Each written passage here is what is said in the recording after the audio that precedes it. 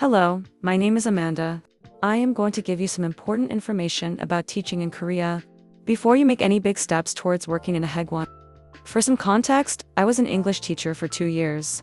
I taught at schools in Daegu and Seoul, South Korea. I met many friends along the way and had my own hardships. After much research and interviewing my peers, I have made this video to guide prospect teachers, so they have a more realistic view of teaching at a Hagwon before they are tossed into the lion's den. Let's start with the two options you have to teach in South Korea, EPIK and Hagwon. EPIK is public school teaching, which has a much more rigorous application process. Hagwons are private academies where kindergartens and after-school classes take place. There are pros and cons of both, but this video is about Hagwons, so I will give a brief rundown. Here is the EPIK rundown. First off, all Korean students learn English in school. Next, native English teachers work with Korean co-teachers in public schools, from elementary to high school. And lastly, public school jobs are usually through programs like EPIK, which recruit for March and September starts and require specific qualifications, which are usually an education degree or any bachelor's degree plus a TEFL certification. Here are some pros of EPIK. You get more paid vacation. You would typically get around 20 days of paid vacation a year. EPIK teachers tend to have less teaching hours. Instead, there is more desk warming and less actual teaching. Since you are not the main teacher of the class, public schools tend to be less demanding, as in, grades matter less, you spend less time in the classroom. The lesson plans are already completed, and you only teach conversational English. Your workday doesn't usually deviate from regular working hours. And now, the cons of EPIK. EPIK teachers have less control over placement. You can choose between regions, for example SMOE, also known as Seoul Metropolitan Office of Education, but there's no guarantee you will still be placed in Seoul also. Narrowing down your choices could leave your 3 months of preparations worthless. On the other hand, you could always choose a Hagwon, but how do I start? First, you need these documents: a TEFL certification, a background check, an apostille on your university diploma, and a well-revised resume and CV. There are many job boards for finding a Hagwon job. For example, Dave's ESL Cafe. On this board you can find recruiters and direct job listings. From experience, a recruiter is the best option as they have connections with schools all over Korea. The recruiter will ask for the documents mentioned earlier, and then they will offer you various interviews based on your preferred location. The next step is very important, before or after your interview, but definitely before you accept any job offers. Search the school's name on the internet as well as blacklist.tokyojon.com. There, you will find the blacklist of Hagwons all across Korea. The blacklist is one of the best sources for new and experienced teachers to find out if their prospect school is a good fit for them. But look out for posts that talk about expectations from schools, unfriendly coworkers, and misbehaving children. Take these with a grain of salt. They could be just an individual's viewpoint, and might not be how you will experience the school's atmosphere.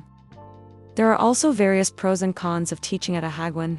I have a list of pros and cons, as well as some insight from current teachers who have worked in multiple cities in South Korea. The names of the teachers mentioned are fake to protect their identities. Let's call them Andrew and Heather. Andrew is an American man, and Heather is a woman from England. We discussed some questions related to the lists on a messaging app. The answers have also been altered to protect their identity. Now, let's get into it. Pros of Hagwon life. Here, we can see 4 main topics including free housing, free airfare, location, and flexible start dates. The first and most appealing aspect of teaching in South Korea is free housing. Most, if not all, Hagwons provide housing or a housing stipend for where teachers live. The location is normally close to the school, and all a teacher needs to pay for is utilities. Next up is free airfare. This is common, but not always the case. However, many schools offer to refund you for your flight to Korea. Usually the cap for how much they will reimburse you is about 1 million won. However, the caveat is that if you are traveling from district to district or city to city, they will not reimburse you for moving costs. Location. There are Hagwons all over South Korea. You want to work near the ocean? There are a ton of Hagwons in Busan and Jeju. You want to work in a smaller city than Seoul? There are many schools in Daegu. You want the full experience of Korea. There are schools in Suwon and Jeonju, and there are plenty of jobs all around Seoul. Unlike Epic teachers, Hagwon teachers have a very flexible start date. The contract is always 1 year, but teachers can start at any point during the year. The most typical start dates are February and August. It is recommended to look for a job that starts in February, as that is the beginning of the Korean school year. Our guest teacher Andrew says, Teaching at a Hagwon pushed me to work harder than ever and helped me realize that teaching is the career I want to pursue. Longer time with the children and being the primary teacher with them gives you time to make connections with your students and build relationships with them. Not speaking Korean has made me a better teacher by pushing me to find creative ways to explain things. Most Hagwons don't allow Korean in the classrooms. At the beginning, this can be difficult for teachers, but as teacher Andrew says, it can make you more creative in the long run. Despite all of these appealing upsides, there are always cons that come with such great benefits. Some of these include a heavy workload, unbalanced pay, short vacations, and the contract. Hagwon teachers often work longer hours, 9 to 6, with classes extending into the evening and additional duties like report cards or extracurricular activities. Most Hagwons have kindergarten during the day and elementary or after-school programs after around 3 p.m.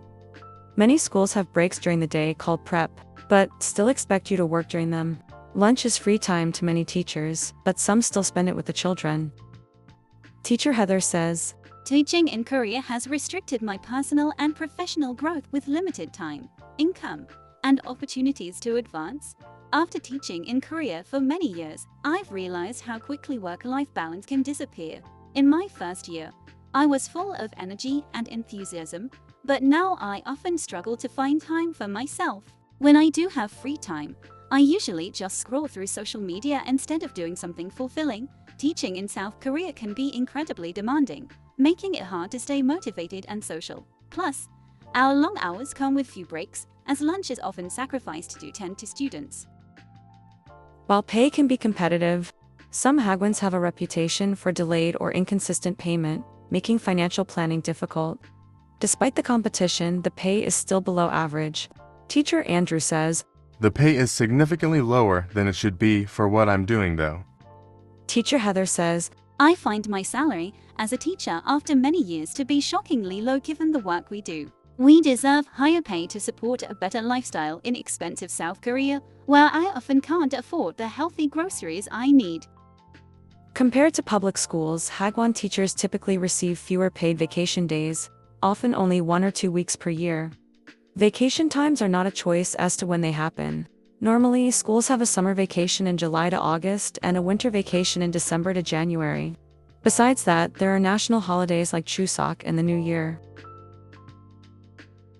Hagwon contracts can sometimes include unexpected clauses or lack clarity, leading to misunderstandings about duties or benefits. It is best to have a good discussion during your interview and in after-interview questions to clarify any needs from you or expectations from the school before signing any contracts. As an added bonus, I'm bringing parents and students into the discussion. These are on the list for various reasons. Of course, students can be wonderful and can make your passion for teaching even stronger. However, some cultural differences can affect this. Teacher Heather says, In Hagwons, disruptive behavior is often ignored because directors don't want to upset parents. This forces teachers to focus on eager learners, while disruptive students make it harder for everyone and waste valuable learning time. It affects teachers' mental well-being too. I've seen some become so stressed that they've cried. The pressure from parents can be intense, as they pay for their child's education and expect results, sometimes leading to unrealistic expectations for teachers. One of the instances when parents cause stress is when you must send report cards. Report cards can be a paragraph with 1 to 5 rating systems of an entire page of written evaluation in 8 font. It truly depends on how prestigious your school advertises itself as. In this case, the sensitivity of the parents affects how much constructive feedback you can give. While looking at these pros and cons, there is something else to consider. That being visas, or more specifically the E2 visas. These are both a green card for entering and working in the country as well as a stressor and hindrance for many teachers. Teacher Andrew says, It lets me live here and lead a relatively normal life as far as what I'm legally allowed to do. Teacher Heather says, The E2 visa is very restrictive, allowing individuals to do little beyond teaching. Holidays are limited to 5 days in summer and winter, and while my schools provide bank holidays, many schools avoid giving promised time off by offering scattered half-days instead. Overall, the E2 visa makes individuals feel trapped, with little chance for growth. Teacher Heather says some schools don't adhere to bank holidays. This is true and is illegal, however. Those who enforce teacher protection are too lax with these things. There have been many cases where the legal days off for someone under an E2 visa working as an English teacher, 18 days of vacation, and all public holidays are ignored, and teachers get around 15 or less business days off a year, and not all public holidays if they hinder the children's learning. Here is some advice for prospect teachers who are thinking about working in South Korea here. I will give some advice along with Andrew and Heather. My advice is to always remember that when you eventually leave the country, you have a pension waiting for you. You can apply for your pension while you are still in Korea or after you leave. My advice is to apply before you leave because it is quite costly sending applications, especially since the instructions are not entirely clear. You can find more information at nps.or.kr and from this pamphlet. There are many things I wish I had known before teaching at a private academy in South Korea. Don't idealize South Korea, it has its own cultural issues. Life here can be tough, especially as an English teacher at an academy. If you truly love helping people learn English, you'll fit in, but be prepared for the reality. The workplace can be toxic, with long hours and unpaid overtime. And I often feel disrespected in society, where people stare and comment on me. While some are friendly, many seem uneasy around foreigners, making acceptance difficult. Consider how much you think you should earn, then increase that amount by 20% and ask for it. Don't settle. Do your research on the school before signing anything. I wish I had learned more Korean and understood how demanding and isolating the job could be. I also dislike the banking system and the frustrating identity verification process for opening accounts. Looking at the pros and cons interview with Hagwon teachers, and the comparison of Epic and Hagwon teaching, do you think this is the right move for you? Thank you for watching, and I hope this helped you make a decision whether you continue your journey down the Hagwon route or change your career goals.